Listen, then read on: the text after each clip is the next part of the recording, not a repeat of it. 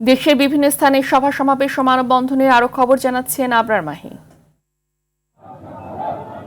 পবিত্র মাহে রমজানকে স্বাগত জানিয়ে মিছিল করেছে বাংলাদেশ জামায়াতে ইসলামী। শহরের কাজীপাড়ার দলীয় কার্যালয় থেকে মিছিল শুরু হয়ে জেলা শহরের বিভিন্ন সড়ক প্রদক্ষিণ করে একই স্থানে গিয়ে শেষ হয়।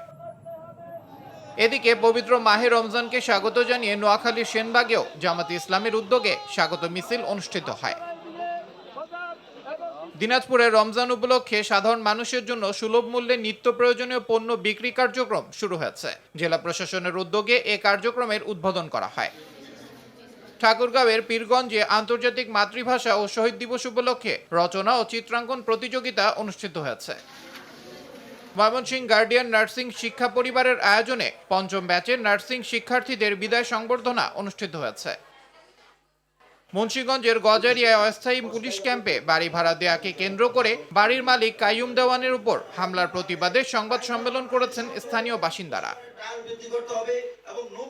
বিএনপির নির্বাচিত সংসদ সদস্য এম রশিদুজ্জামান মিল্লাত প্রতিমন্ত্রী হওয়ায় জামালপুরের বকশীগঞ্জে দোয়া মাহফিল ও মিষ্টি বিতরণ করা হয়েছে। এদিকে বিএনপির নির্বাচিত সংসদ সদস্য শামা ওবায়েদ পররাষ্ট্র প্রতিমন্ত্রী হিসেবে দায়িত্ব পাওয়ায় ফরিদপুরেও আনন্দ মিছিল ও সমাবেশ অনুষ্ঠিত হয়। দিনাজপুর 2 আসনের সংসদ সদস্য সাদিক রিয়াদ শপথ নেওয়া শেষে সৈয়দপুর বিমানবন্দরে এসে পৌঁছলে দলের নেতাকর্মীরা তাকে ফুলেল শুভেচ্ছা দিয়ে বরণ করেন। বরিশালে রমজানের পবিত্রতা রক্ষায় হেরা রশিদ শিল্পী গোষ্ঠী র্যালি করেছে। নগরীর জেলা স্কুল মোড় থেকে র্যালিটি বের হয়ে বিভিন্ন সড়ক প্রদক্ষিণ করে অশ্বিনী কুমার হলের সামনের সড়কে সমাবেশের মধ্য দিয়ে শেষ হয়।